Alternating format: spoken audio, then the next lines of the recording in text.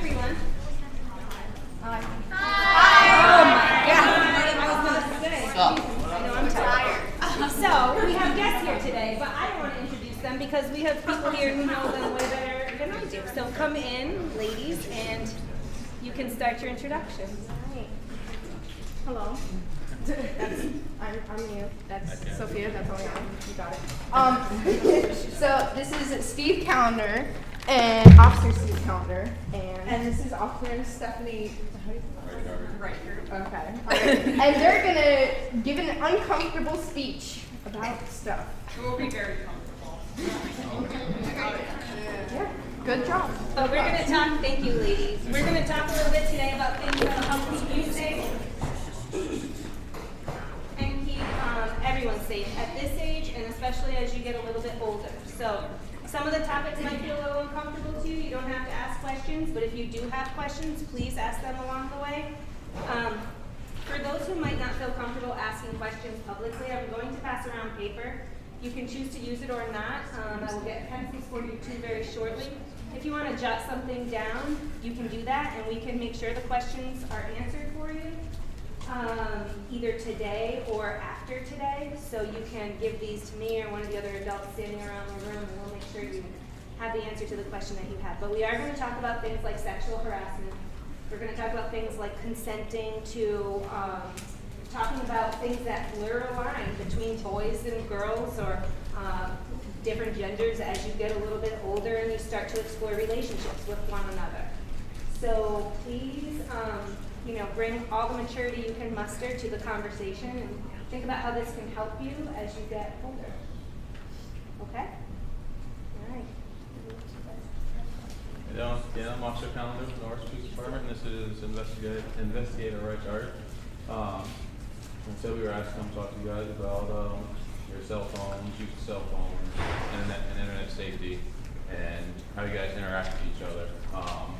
Also, there are consequences of some of the stuff that some of you may or may not be doing, or that you may not be aware that there's consequences of. So I'm gonna show you a little video first, and then we'll get into some of the other stuff. Okay?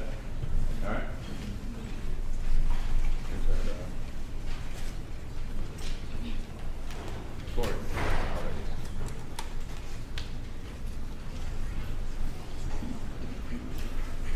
I mean, aren't your parents and teachers just overreacting to the dangers that lurk on the interwebs? Did you know the internet is a series of tubes? The internet is not something that you just dump something on. It's not a big truck. It's a series of tubes. Truthfully, these adult folks in your life have a point. Online threats are real, and that's why today I'm going to show you how to be safe online. Think of me as your online bodyguard with really puny biceps. Don't judge me. All right, look, there are three main threats for teens online. So let's deal with the biggest threat first, shall we?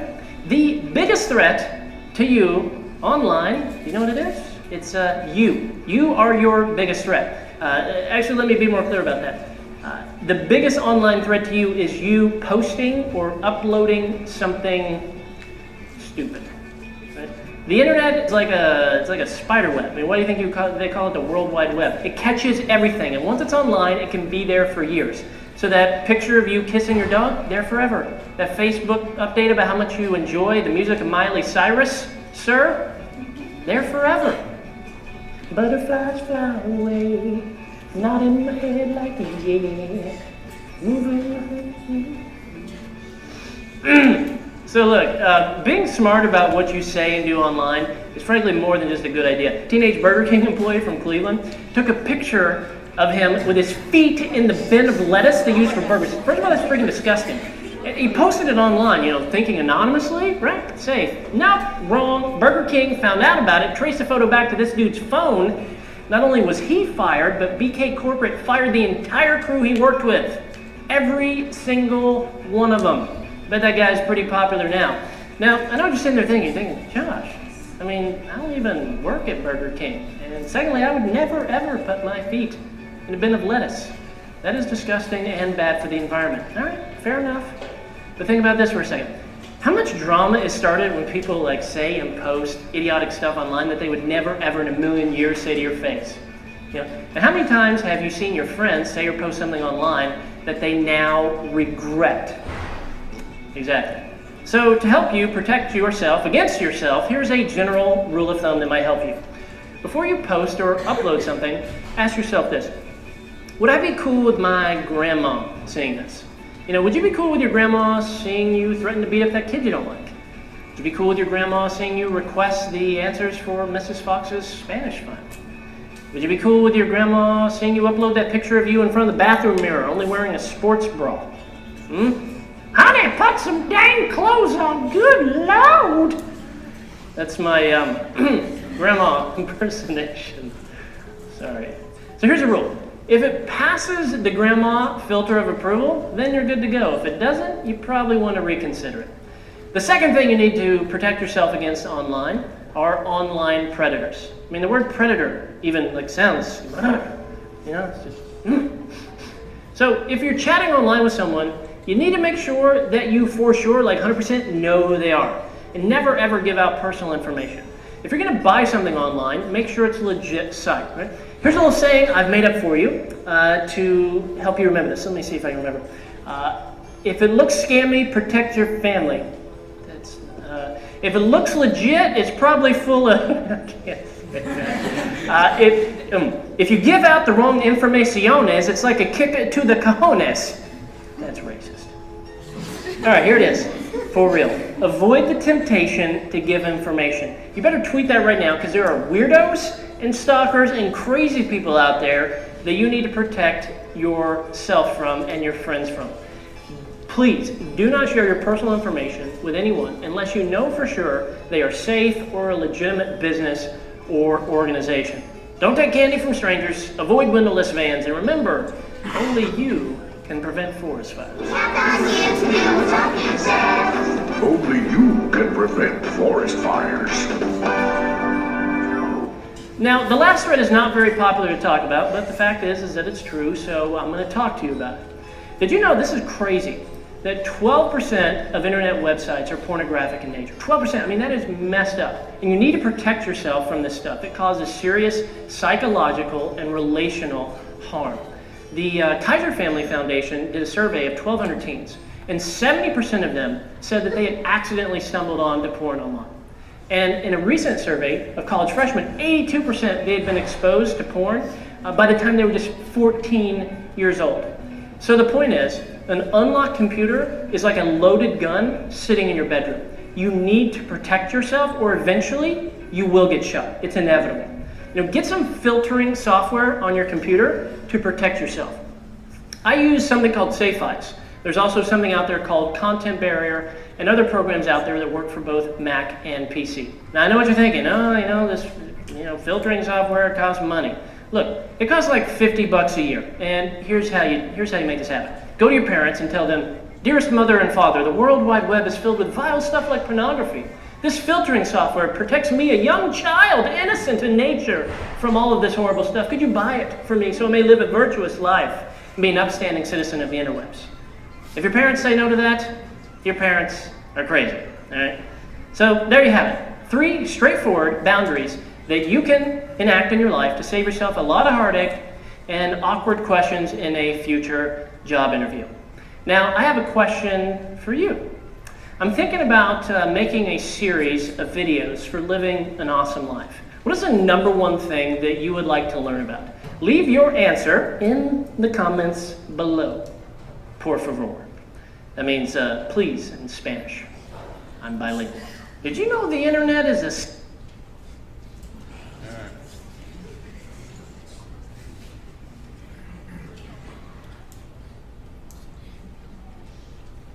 How many of you guys have cell phones? Just about everyone, huh? Computers at home? Yeah, computer at home? Yeah?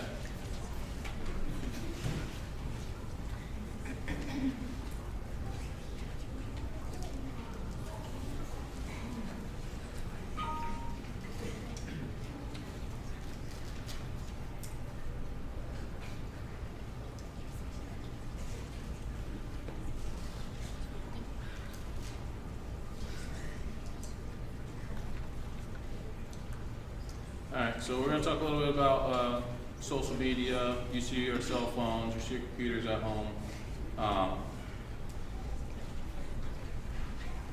and sexting, okay? Does anybody know what sexting is? Anybody? Yes? Alright, so this is the definition for sexting, okay?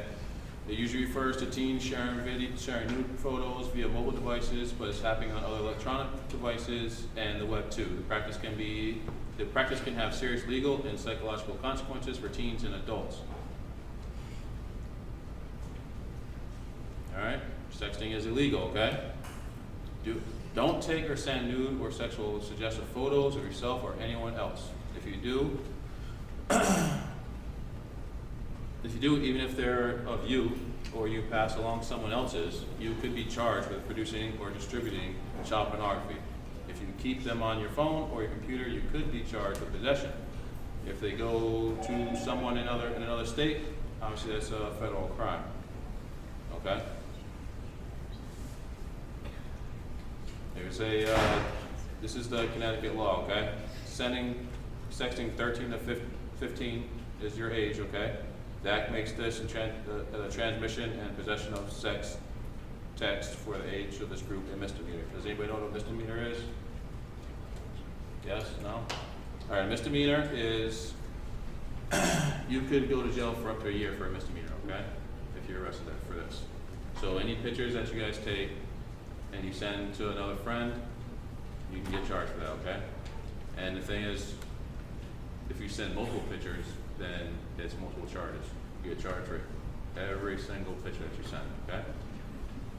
If you receive any pictures, this act makes this transmission and possession of sex text for those groups a misdemeanor also. So by receiving it, if you don't delete it right away, you could, just by keeping it, is called possession, okay? Something that is kind of important, I don't know if it's on your slide, but if you receive it, show your parent right away, and because we need to know about it. Because if this happens to your friend and all of a sudden you get this picture and you're like, oh my gosh. If you delete it right away, it could be going around and around. But we need to be able to stop it. Because once a picture's out, it does not go away. We need to stop it right where it's at. So be responsible. If you receive a picture, don't hide it from your parents. You need to say, oh my gosh, I just got this.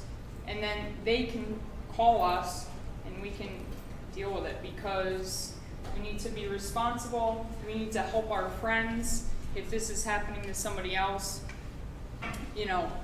so that we can deal with it legally and or help somebody from this becoming a huge deal. And know that Snapchat isn't gone.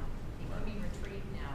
There's software that the police department and the state have, excuse me, getting a little closer, that they can take your phone and they can retrieve everything you've done on Snap. So it's not gone. I just want you guys to be careful about the use of your phones, what pictures you're taking, what you're sending, because some of this stuff you can get arrested for, okay? Alright, the act punishes the following conduct by a recipient who is 13 to 17 years old, and the sender is 13 to 15 years old, and the subject of that depiction. Knowing possession of a visual depiction of child pornography, which is obviously all our children under 18, that the subject of the depiction knowingly and voluntarily sent to the recipient by an electronic device via cell phone, capable of transmitting a visual depiction, including a cellular or wireless phone, so their computer network, or computer system. And then the knowing and voluntary transmission by means such as an electronic. So knowingly means that you know a person's a juvenile and you still send it anyways, okay? Or you know it's a picture of yourself and you send it anyways. Could I ask a question about liability on that? Most of these guys, their phones are owned by their parents. Yeah. How can their parents be affected by this if they have a bunch of what's considered pornography on their phone if the phone is in their parents' name? Well, we would do an investigation to actually find out who sent the pictures. See if it wasn't the parents, because all parents own the phones. The phone would get seized, we would take it, and the parents wouldn't get in trouble for what their children are doing on the phone, okay? The children can get in trouble for what they're doing on the phone, okay? But the liability, the cost is gonna be that you're probably not gonna get your phone back, okay? Here's some non-legal consequences. There's the emotional and reputational damage that can come from having intimate photos of yourself go to a friend who can become an ex-friend and then send it to everyone they know. Not only can they be sent around, they can be distributed and archived online for people to search for pretty much forever. So like Investigator Reichard said, this stuff stays online forever. The person that you may be in a relationship with at the time that you send a picture back and forth, and then you guys break up, and basically just what I said, they can go and show to whoever they want this in their phone. Obviously, if they do that, they can also get arrested for that. Is there a consequence for like distributing the photo? Yep. Absolutely. Yep. So if you receive a photo and then you send it out to all your friends, you can get arrested for that. Okay, it's distribution of child pornography. Okay, if it's a person that's a juvenile. Okay. We're all gonna have peer pressures as we grow up, but I promise you, 100%, if you do not give in to that peer pressure, people will respect you 100% more than if you give in to that peer pressure and you send that picture. I promise you. And in 10 years, you'll remember that. All right. So this is not just on phones. It can be done on any media sharing device, including email, the internet. Like you said right here, teens have been convicted for child porn distribution for email and sexually explicit photos to each other. Okay, convicted means they got arrested, they went to court, and then the jury found them guilty. Okay, and then they got some type of jail time or probation or something. Okay. What if they don't send it, but they show other people? Yep. So if you didn't send it and you're just showing everybody, you can get arrested for that too. If you obviously see a picture that's of somebody that's not appropriate, and then you go to your friend and say, hey, look at this, no, you can get yourself in trouble for that. Okay. One thing that's big too, as a school resource officer, is, things happen when we're outside of school. Okay, somebody sends you that picture and you keep it, right? And then you start showing your friends. Now you're at school. Now it's a school issue too. You get suspended, I'm guessing. We've had kids at Kelly get expelled for certain things that they bring into school just by showing people a picture and not going to an adult right away. So this stupid act, and let's just say, pardon the judgment, but this act that we think is rather innocent, or we're just teasing each other or whatever, can affect whether or not we get that scholarship in college. Yep. Or that job when we're 25 years old, because that's always out there, or whether or not we can adopt a kid when we're 30. Yep. Consider, you have this picture, you end up sending it out, it doesn't go away. If somebody puts your name with that picture, every time I'm trying to hire somebody, I Google their name. And you'd be surprised the things that come up that they've posted on Facebook 10 years ago, that their friends tagged them in 10 years ago, it comes back. So remember that, because they don't go away. That's something we keep trying to hammer into people, because we think if we delete it off our phone, it's gone. No, we can retrieve every single text message you sent, what you wrote, every single picture, everything. Well, that investigator Reichard said, when you go to apply for colleges or jobs, everybody's looking at your social media. They're looking at all this stuff. Anything that you posted in the past can affect your future, or any jobs that you may want to get. Go ahead. So like if someone sends you like something, Yeah. but you don't show anyone, is that do you get charged for that? No, as long as you don't show anybody, we want you to go tell your parents, obviously, right? So that we can go and take care of it. But if someone sends it to you, or you're in a group chat on Snapchat and somebody sends it, just report it to somebody. Don't screenshot it, save it, and go show everybody, okay? Just, you see something that's inappropriate, go tell your parents immediately, and then so they can call us so we can take care of it, okay? Yeah, but we know that once you save it in your phone, even though you show anybody, you have it in your phone. If somebody has access to your phone and finds it, it's your phone. You're liable for that. Your possession. Yeah. By reporting it, you're covering yourself.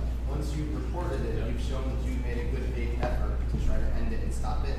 And so there's less likely to be legal consequences for you. If you just hide it and don't do anything, that could come back to hurt you.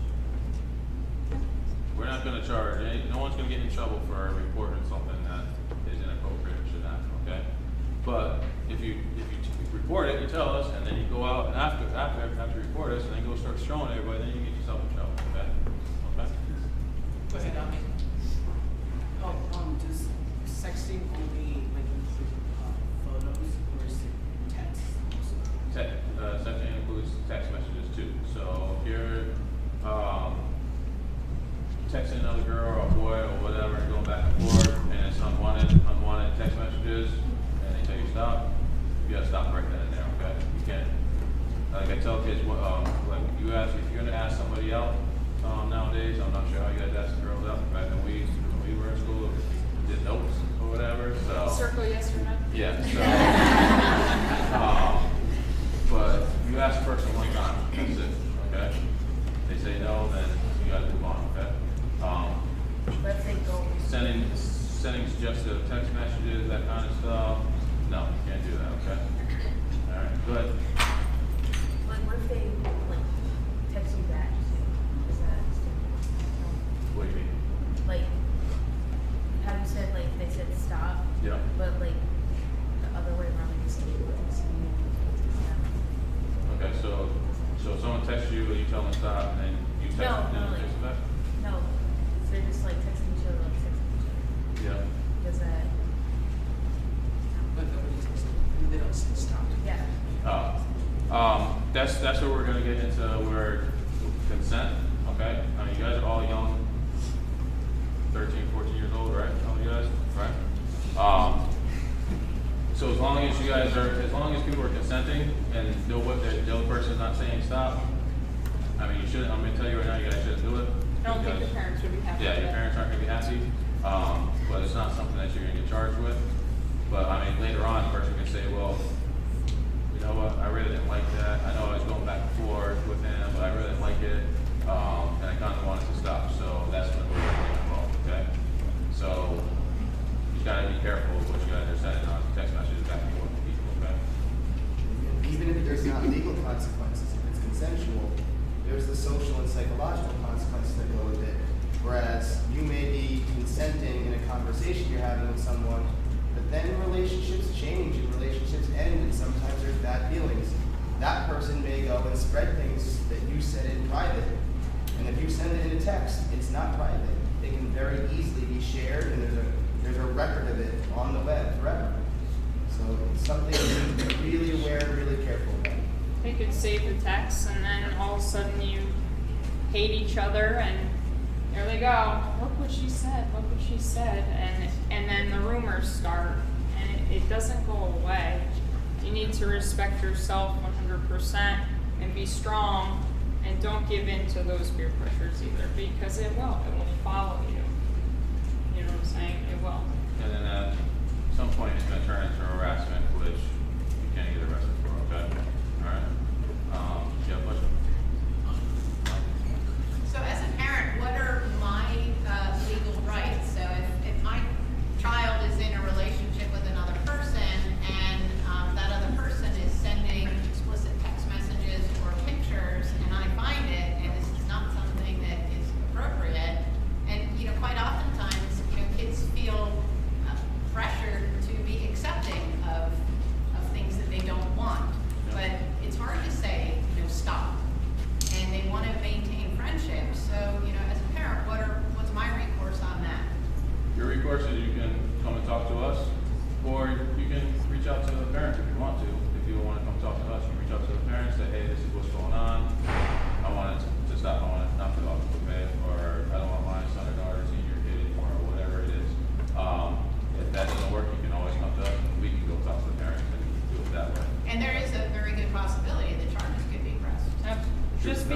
the child is okay with it, and they say, okay, yeah, I wanted these messages, Mom, it doesn't matter. You can be the victim for your child because they're not old enough or they're scared to say something. You will be their advocate, absolutely.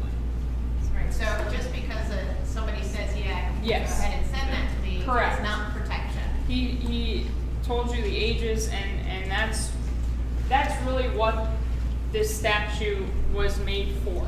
It's to protect kids because it's the peer pressures. It's still illegal, no matter if that other child says, yeah, no problem, send the message, or, you know, they say, oh, I wanted to send the picture. It doesn't matter, and that's why we have parents to advocate for their children, absolutely.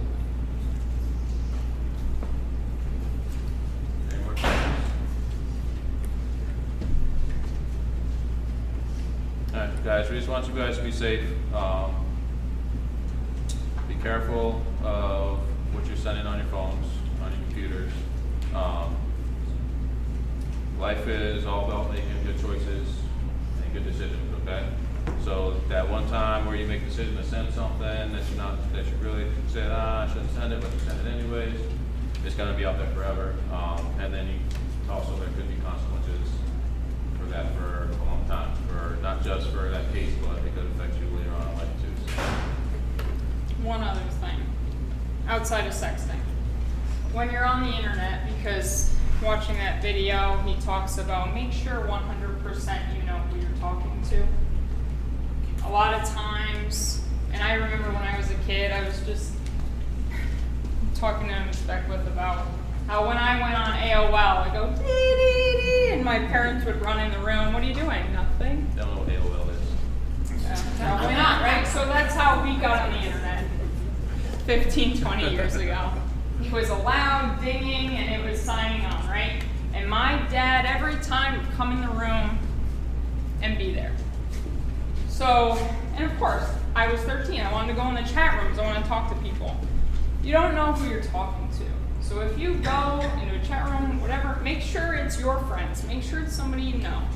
Because I've dealt with it at work, and I'm sure Officer Callender has too, where you think you have met this wonderful 13-year-old friend, and you tell them all your secrets, and it ends up being a 50-year-old man on the other end of that computer who really wants to talk to younger kids. And I don't want to scare you, but it's the truth of the world. We didn't have that back then, but you can get on the internet so easily now. You need to protect yourself. We all have our people here. That's who you need to talk to. Is people you 100% know who they are online. It goes for gaming too. I know you guys like to play video games online and all that stuff. I had a kid a couple years ago tell me that he was online playing his video game, and the person on the other side, whoever he was playing with, asked him to go meet him in Park. So he's like, okay, thinking it was a kid or whatever. So he decided he's going to go to Boeing Park and tell his parents, just up and left, went to Boeing Park. So the parents had no clue that he did this. And it could have been very dangerous for him. He could have got kidnapped. A lot of stuff could have happened, okay? When he went there, the person wasn't there, so luckily there was no one there, and he went back home. But that kind of stuff can get you guys in big trouble, okay? All right? Could you talk a little bit about anonymity? These kids have Finsta accounts. They have What is it? I don't even know. A fake Instagram, Finsta, versus their real Instagram, Finsta, and then their Snapchats are all under lots of different names. Could you just talk a little bit about traceability? Because a lot of times they can hide under the fake names. Yeah. So anything you guys do on a computer can be traced, okay? It can be right back to you. So if you think by setting up a fake ID, a fake Facebook account, Instagram account, that you guys can go and post whatever you want, it's not going to come back to you, that's not true, okay? It can get traced right back to you. We can go right to Instagram, we can go right to Facebook, we can do a search warrant for the server, and we can trace it right back to you guys. And then if you did something you're not supposed to, then you're going to get in trouble, okay? All your computers, all your cell phones are all trackable. Computers all have IP addresses. Goes right back to your computer. Okay? So don't think that you're safe by setting up any kind of fake pages, okay? All right, the same consequences are gonna apply. Yep. There was also blackmail and extortion possibilities that happened. I believe there was a recent case somewhere around Brooklyn, Connecticut, where a guy just got said, or it's a case happening now. He had several photographs of kids. It sounded like they didn't know who they were sending it to, but he just used it for extortion. And try to get money from that person, just keep quiet. Right. So there's that aspect that it costs you a lot of money. Also, just be aware about the scams that are going on too. So I just had one of my good friends. His dad got called, said that his son was in jail for whatever charge, and he had to send him $24,000 so he can get out. So he did, and never bothered. They called the son too, so they made it look like he was talking to his dad because he'd ask questions, but they'd ask him questions somehow on the other line. But his son was sitting at home the whole time. And he sent 24, gone, money's gone. So it goes with anything. You gotta be careful. So with your parents' credit cards, if they let you use your credit cards, if you're signing on, buying whatever you guys are buying online, you gotta be careful with all that stuff. So someone can steal your identity really quick. So that's why I said you gotta be careful what information you put out there. Okay? How do you know that a website is trusted? How you know if it's trusted? Usually there's that little icon at the bottom that you can go on, and it'll say if it's trusted or not. Otherwise, you might want to just try to Google it. Okay, Google's a good tool to use. All right, sir? Officer Calendar, can you also explain, and I know this presentation was in context for young people here, but a lot of these young people are going to be heading into high school in the next couple of years.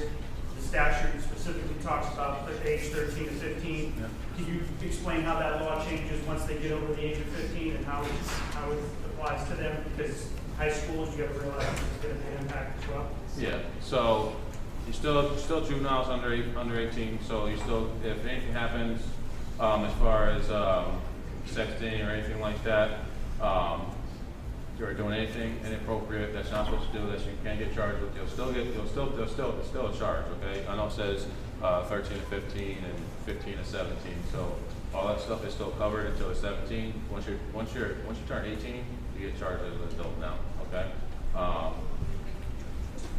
And also the consequences, once you guys, I don't know if a lot of you guys can go to NFA or not, but NFA does not mess around, you will get expelled from school, okay? They do not. They have zero tolerance policy over there, so there's no second chances over there, okay? But just so you know, if you go to NFA, you start doing that stuff. A lot of kids like trying stuff out and stuff, but you can't do that over there, okay? For any high school, Norwich, Texas, but they're the same way. So. And just for verbal, we're talking about computers and phones, but verbally, if you walk up to somebody, you say something that's unwanted and inappropriate, you can get a lot of help. So just so you know, the laws still cover all the way up to 17, okay? All right. But the thing is that it changes when you're outside of those age brackets because it tries to help the younger kids so that it's a misdemeanor and we can teach them instead of harm them. But when you get outside of that age bracket, now it's possession of child pornography and now it's a felony. So do you guys know what a felony is? So a misdemeanor is punishable up to a year in jail. A felony, there's different grades of felonies, but it's over a year in jail, okay? So a year plus, okay? And most felonies, most jobs won't take you have a felony on your record, so, okay? Yeah, misdemeanor is anything that's punishable up to a year in jail. So if you get charged with a misdemeanor, which all that stuff I showed you on there was a misdemeanor for your age group, you could go to jail up to a year. Okay? Could you describe what it would be like for a kid this age? I mean, because, well, that can't happen to me. I'm not going to go to jail. I'm only 12. What would the process be if a child was found, with this and charges were brought against them? Just so they can understand the if you're found with this and the charges are, you have charges put on you by us, you'll go to court, okay, you'll go in front of a judge, and then they will determine if they're going to convict you with it or not, okay? And the judge will determine what your sentence is gonna be, where you're gonna go, and how long you're gonna be for. I'm gonna tell you right now, if you get sent to Hartford detention, it is not a good time up there. So you got kids from all over the place. You have to wake up when they tell you to wake up, eat when they tell you to eat, and go to sleep when they tell you to go to sleep. Okay? And if you're there for a year, or 18 months, or whatever it is, it's not a good time at all. Alright? And it can't happen to you. We all make mistakes, I make mistakes, and Mr. Eric, you're making mistakes, but you gotta be careful about your choices and your decisions you're making. Okay? Did I answer your question, ma'am? Yep, so they're not with mom and dad anymore. That's right. You will not be at home. You're not going to school anymore. Well, you go to school, you'll go to school there, but you will be on the schedule, so, and you'll be with all the kids from Hartford, all the kids from that area, all those kids that, think they're big men up there, they're gonna be just like that in prison, up in the detention, so, like I said, they have, correction officers, or they have officers in there too, detention officers in there too, but they can only, watch so much stuff that goes on, so, okay? So it's not a place you wanna go. Sir? Also, Ma'am? just to that, you know, these consequences you're talking about are pretty severe. Yep. It's important to remember that the victims on the other side, their consequences are working twice Yeah. what you guys are feeling. Right. So as the person who did it, all these things that can happen to you are terrible. The things that happen to a person on the flip side that you created, that they have been asked for. And that's where the psychological part comes in, so. You guys really have to understand how that important that part is, especially this small group of kids that have been with each other for a long time. It starts with how having respect for yourself and people standing next to you. We need to think about those things. With that said, can you talk more about harassment, what the definition of that is? And I think there's a lot of understanding of saying stop. That's the only word to push somebody away. And the variations of that. Because I believe that sometimes it's confused if I don't say stop. And I can't say stop because I don't know how to. I don't know what other way, so it keeps coming back at me. You do have to say stop or do something to it so the person knows that what they're doing is unwanted, okay? So you do have to say something, or if you can't tell them stop, go tell an adult, go tell your teacher, go tell your parents about what's going on, and then we can get involved, okay? So basically how we handle stuff on Facebook, social media, texting, phone calls, people driving by someone's house, standing outside someone's house. We'll get called, we'll go talk to them, and we'll say, hey, stop, if you do it again, you're gonna get arrested, okay? And that's what happens. Or they also have the option to go down to the courthouse and try to get a restraining order on the person too, so they don't stop, if the arrest part doesn't keep them from harassing them, so, but that's how it works. So, you just gotta tell somebody, or you gotta be strong enough to tell a person, just say, stop, okay? You only have to say it once, that's it, okay? They do it again, they can get arrested, okay? All right? There'll be a consequence. What's the difference between sexual assault and sexual harassment? All right, so sexual assault is when someone actually does something to you, okay? It's physical. Yeah, it's physical, okay? Sexual harassment is when people are constantly asking you to do some type of act, texting you, sexting you, that kind of stuff, that's all sexual harassment. Even okay? just saying sexual things, not necessarily asking you. Right. to do that. You understand? Okay. Anything else? What happens if one family decides to file a restraining order and the children go to school together? Well, that'd be up to the court on how they want to handle that. The restraining order may just say, do not harass, assault. I mean, there's different boxes they can check on there. where they can still go to school together. We have the same thing with in domestic situations. They may still be able to live together, but they can't stalk, harass, threaten, do any of that kind of stuff. So they're just different boxes that they can check off, and that's how that works.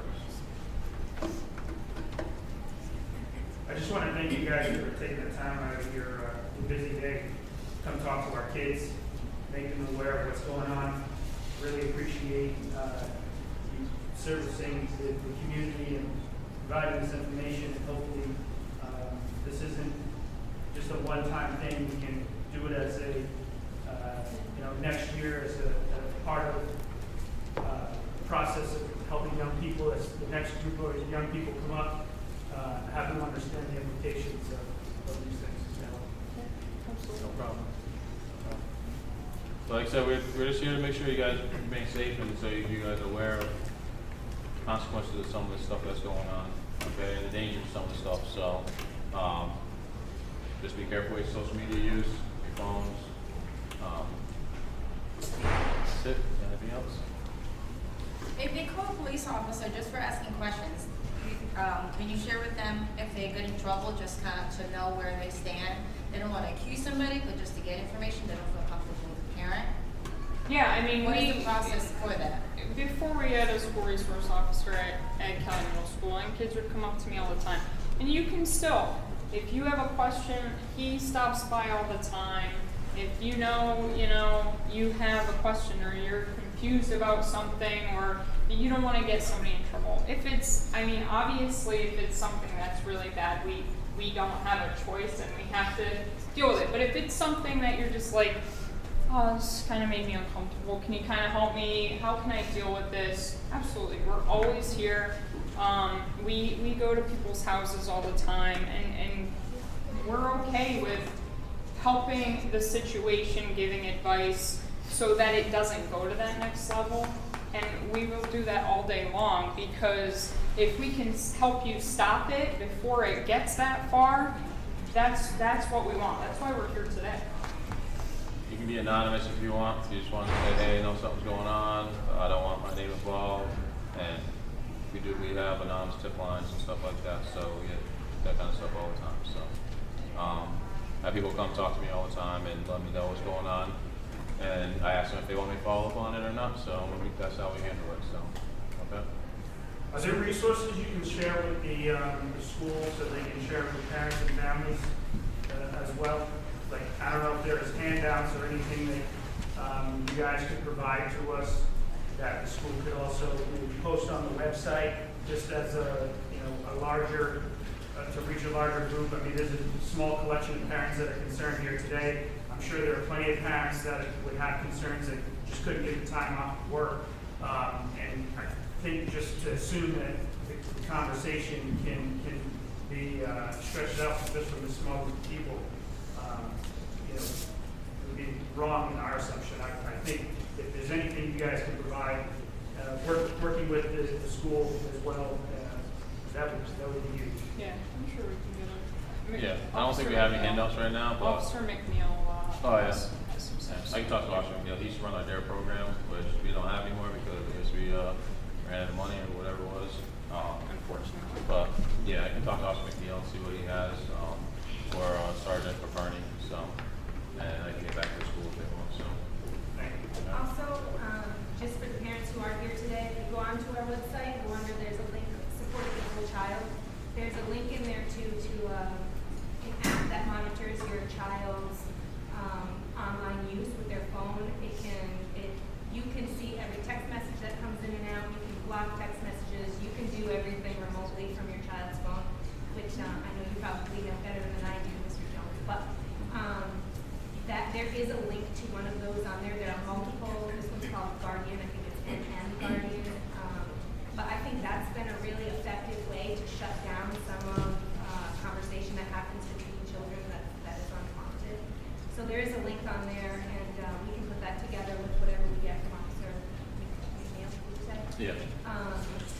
So that there is just more communication about that and figuring out, because I don't know all there is to know about what these guys know and how they utilize their phones. So I think, yeah, we need to do a little more work on sharing information, what we do have, and then learning more. So I'd like to say that there's been a big focus on punishment and consequence today, but I want to look at this from the other side, and I want you to understand that these laws were written, legislated. The police come here and they enforce laws and they inform people about laws to keep you safe. These are not strictly implements to beat you into submission. These are things to keep you safe.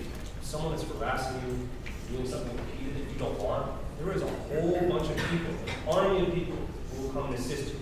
You just need to speak up and say something about it. There's all this stuff that's here to keep you safe. And yet, and the guy, Jimmy or whatever, said in the video about having an awkward conversation. This is awkward. We're all sitting in the dark, the cops are here, the director's here, your parents are all here, your teachers are all here. This is awkward, but it doesn't have to be this way. It's only awkward if you make it awkward. You're the one that has to speak up. And the more we talk, the less awkward it will be, and the more people will know about these things that we're here to protect. Just to go off that a little bit, the reason that this law came about is because there was no law. Now, if you're getting that peer pressure, there you go, you have an excuse now. I don't want to get arrested, I'm all set. That's a good reason to shut it down, right? Nobody wants to get arrested, nobody wants their parents, you know, to get them in trouble and, you know, all this. That's your reason. We didn't have a statute 4 or 5 years ago. We have it now, and it's to protect you. You have an excuse now. I don't want to get in trouble with the law. I want to do things when I grow up. I want to go somewhere, you know? I have aspirations, and this will hinder me. It's a good reason. It's a good outlet to say, nope, I'm all set. Instead of just saying no, and the kid's like, why not? Well, I don't want to get arrested. I'm all set. And just going forward for our students and our parents, there's been going to be a series of lectures, much like this one scheduled for next year in middle school. And just the introduction of technology, we have implements that we didn't have 4 years ago, 5 years ago. So the students don't know, and parents don't know, and sometimes teachers don't know. And we're going to go forward and have information shared with them. And I found there's a lot of parents out there they're too busy, they're working 1 or 2 jobs, they don't have time to monitor their kids and what they're doing on their phones, on social media, and stuff like that. And they're also not aware that the law is too awesome. So parents need to be more involved with their children. You know, if they're busy, they need to monitor their children's stuff so that they can be aware of what's going on. So they're not surprised when we come knocking on the door.